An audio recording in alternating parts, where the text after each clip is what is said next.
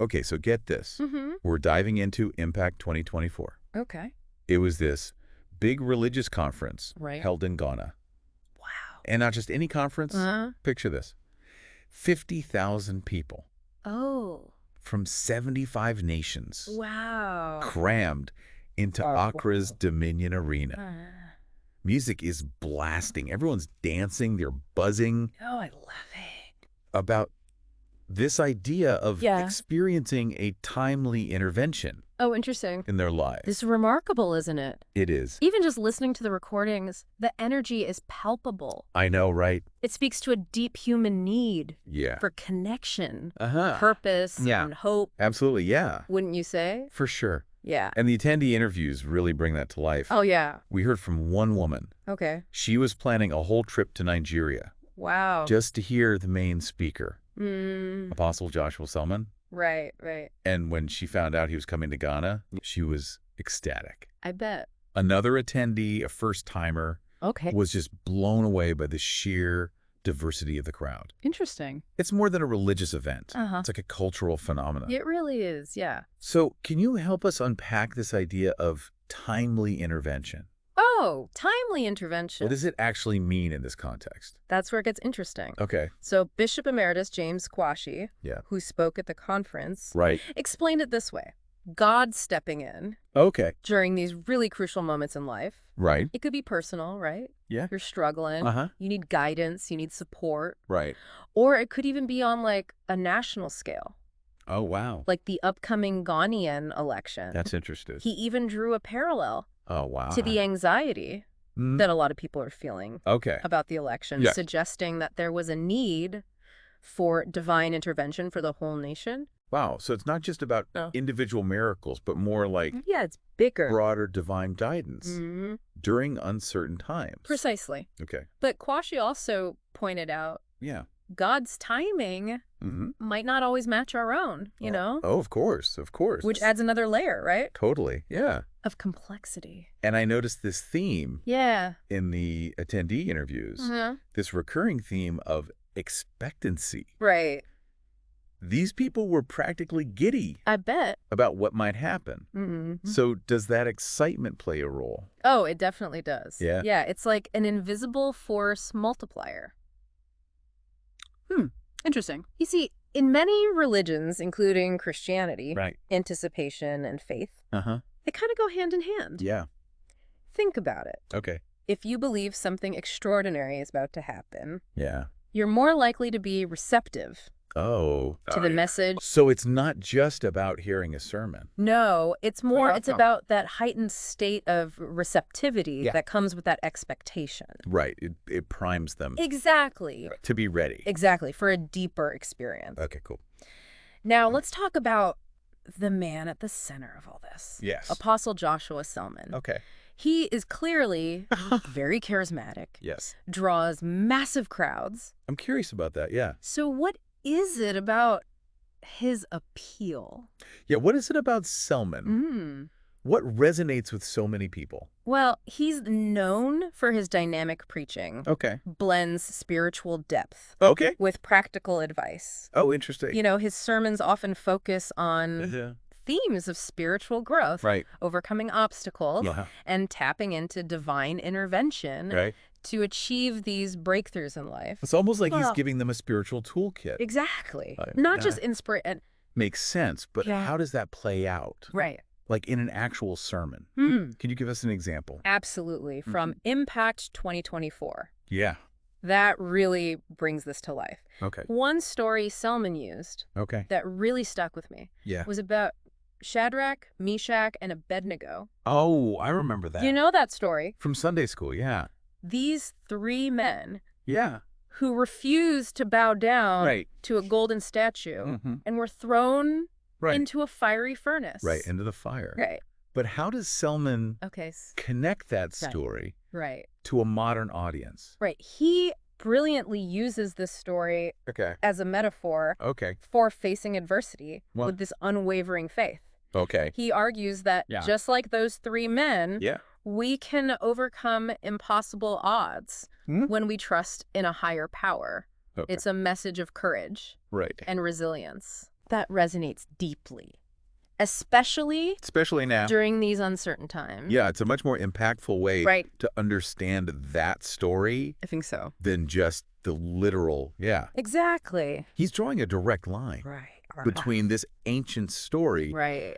and modern challenges. Yeah, yeah. It's like he's saying, look, if they could do it, Exactly. oh, can you? Exactly. And that's just one example. Right. Selman's sermons are full of these insightful connections that make his message both memorable and applicable to everyday life. I'm starting to get why people travel across continents to hear him speak. Yeah, for sure. But he doesn't just preach, does he? No, he doesn't. He also practical advice on how to invite this divine intervention into your life. Right, so it's not just words. Yeah, it's not just words. He challenged the attendees to actually write down, their prayer requests. Interesting. Almost like a tangible manifestation of their desires.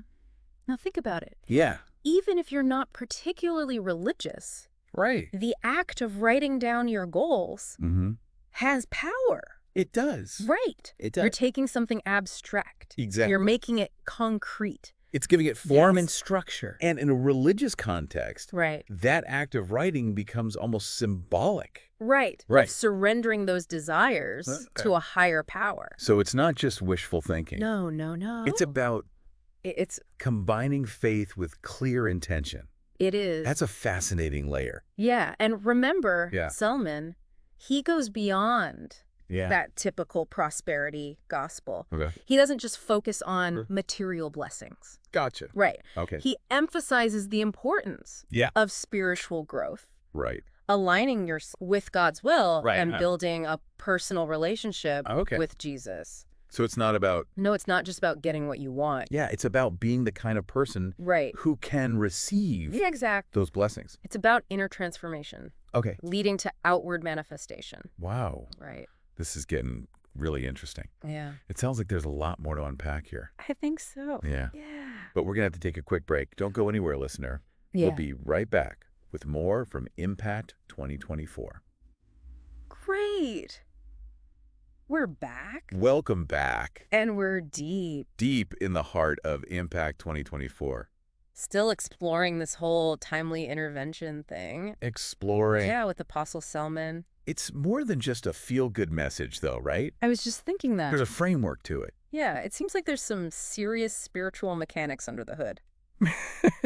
Yeah, you're picking up on something crucial here. Okay, good. Remember how Selman emphasized aligning your prayers with God's will? I do, yeah. That's not just a vague suggestion. Right. It's tied to his teaching on ordinances. Ordinances. Almost like spiritual laws that govern how things work. Okay. Ordinances sounds a bit formal. Yeah. Like something you'd find in a royal decree. Can we break that down? Sure. Into something a little more relatable? Think of them as the underlying principles of a successful life. Okay. But from a spiritual perspective, Selman believes Yeah. that when we understand these ordinances, Uh-huh. we tap into greater freedom and effectiveness. It's less about rule following. It's not about restriction, Yeah. but empowerment. More about understanding the game so you can play it better. Exactly. Okay, so give me an example. Okay. What's one of these ordinances? That Selman emphasizes, one that resonated with me, Okay. and I think has broad application, Okay. is the principle of sowing and reaping. It's often simplified. The good old karma concept. You get what you give, right? Yeah, what goes around comes around. But Selman goes deeper than that. Okay, there's more to it. There is. Okay. Selman applies sowing and reaping not just to actions, but to thoughts, words, and attitudes. Interesting. He suggests that negativity can create a negative harvest in our lives, while positivity can lead to abundance. Okay. It's almost like tending a garden. Right. What you plant determines what you'll eventually harvest. Yeah, so he's saying that our inner world directly impacts our outer world. You got it. Okay. And he emphasizes that this isn't just about positive thinking for its own sake. Gotcha. It's about aligning those thoughts and actions with God's will. Okay. That's where the true power comes from. So it's not just about visualizing a yacht and hoping it appears. Right. It's about aligning your desires with a greater purpose. A divine plan. That adds a whole other dimension. It does, and Selman believes that surrender is key here. There's that theme of letting go again. Right. Releasing the need to micromanage everything. You release your ego's need for control. Right. And you trust in God's wisdom. It keeps coming up. And you open yourself up. Yeah. To true abundance. It's making me think. And fulfillment. What other ordinances does he talk about? Oh, there are a lot. Is there a whole set? They're all interconnected. Okay. Another big one is honor. Okay. Not just politeness. Right. But a deep respect for divine order. For God, for his servants, and for those in positions of authority. Honor's a powerful word. It is. But I think a lot of people, especially these days, might bristle at that idea. Yeah. Of blindly respecting authority. That's a valid point. Yeah. And Selman acknowledges that he's not advocating for blind obedience. Right. He believes that true honor is rooted in recognizing the divine hierarchy, that there's a spiritual order to things. So it's not about worshiping individuals. Not at all. But about understanding that respecting those in leadership roles can unlock blessings and favor. Exactly. So it's not about being a doormat. No. But about recognizing that there's a structure. There's a structure to the spiritual world. To the spiritual world. Just like in the physical world. Okay. I'm starting to see how these ordinances are less about rigid rules. Less about rules. And more about principles for navigating life. Yes, like a spiritual compass that can guide you. Towards greater effectiveness and fulfillment? Towards effectiveness and fulfillment. It doesn't force you to go in a specific direction. It doesn't. But it helps you orient yourself. Right. And make choices that align with your desired outcome. There you go. There's that intentionality again. Right. That sense of deliberate choice. Yes. It's not about passively waiting for things to happen. Right. It's about actively participating in shaping your reality. Yes. But what happens when we make mistakes? Yeah. When we don't live up to these ordinances? Right. Selman must have addressed that. You're right, he did. Okay. And this is where the principles of repentance and forgiveness come in. Okay.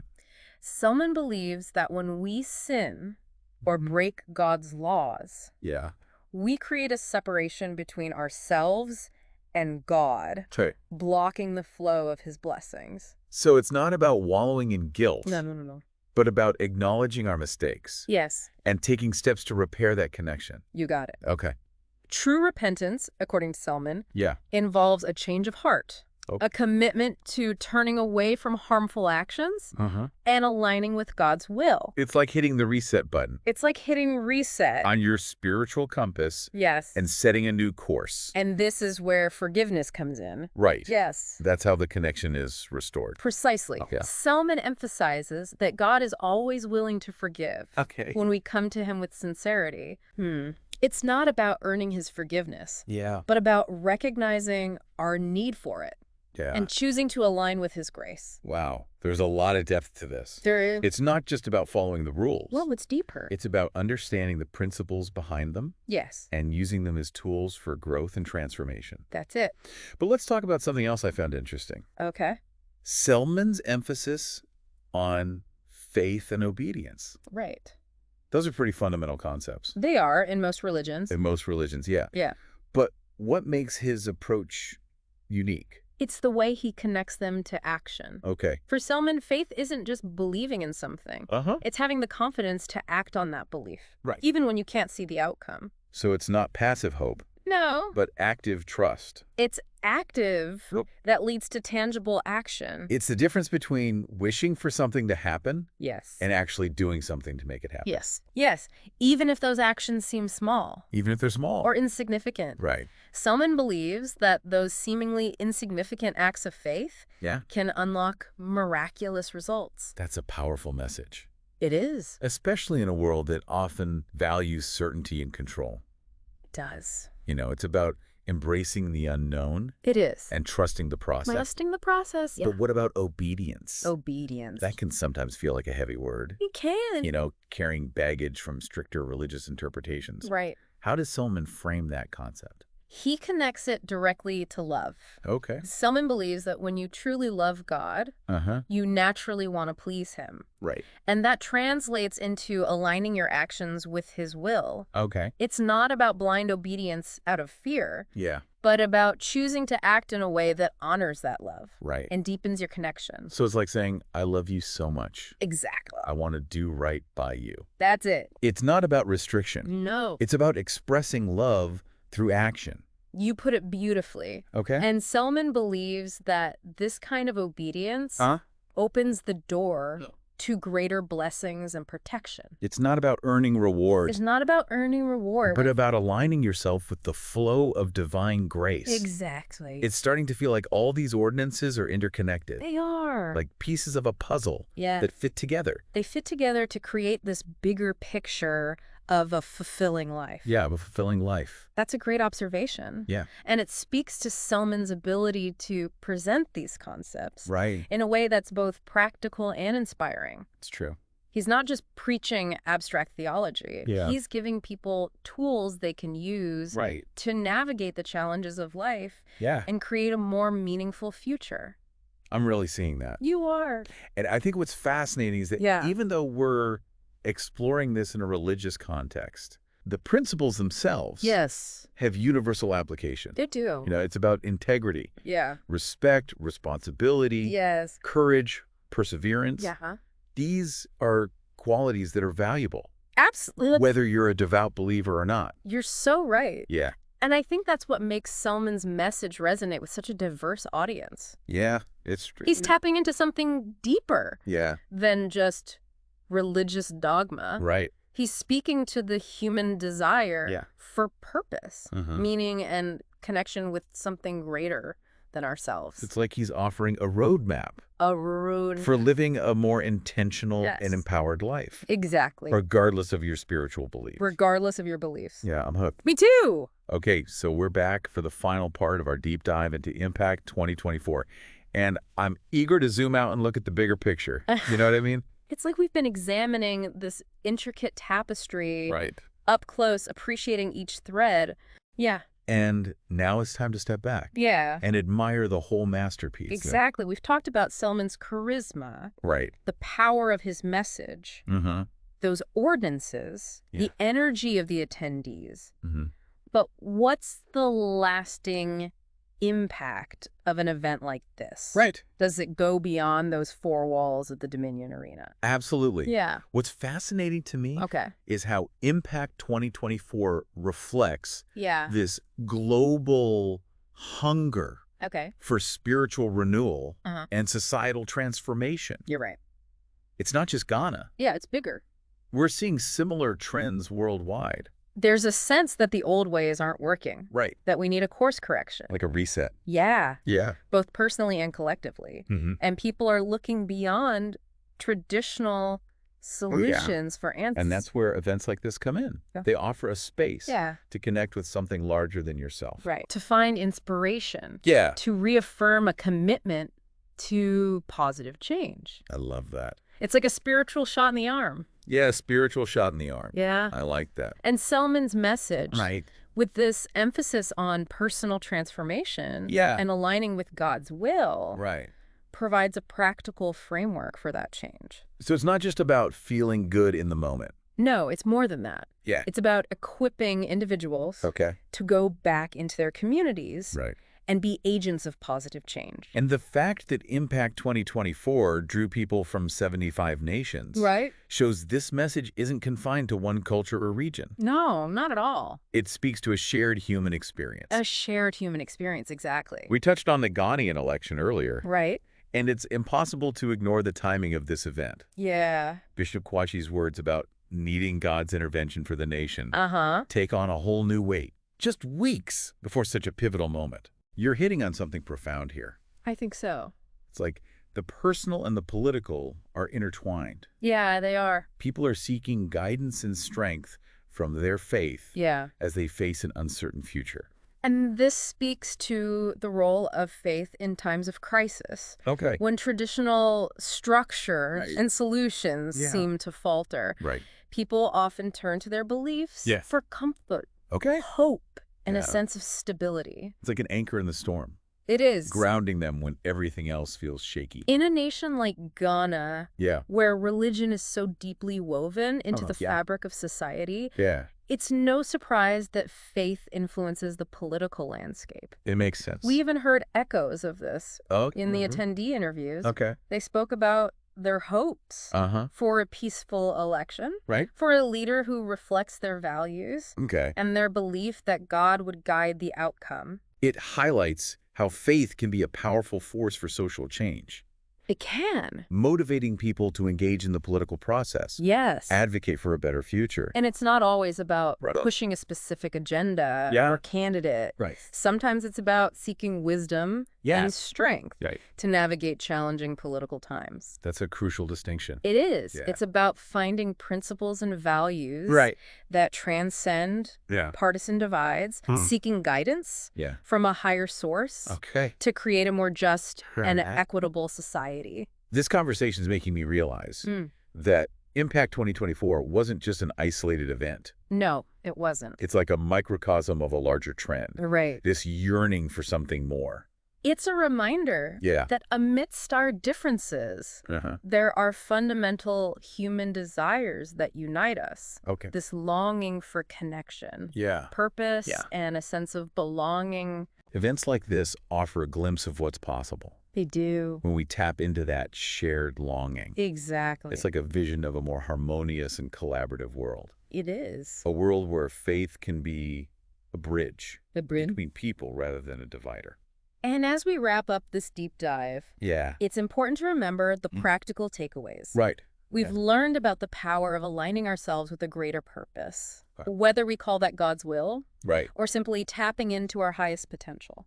We've explored the importance of intentional action, making choices that reflect our values. Yes. Stepping out in faith, even when the outcome is uncertain. Even when it's uncertain. We've discussed the power of forgiveness, repentance, recognizing our mistakes and using them as opportunities for growth. For growth and renewal. And we've seen how these principles, while often discussed in a religious context, have universal application. They do. They offer guidance. Guidance for anyone seeking a more meaningful and fulfilling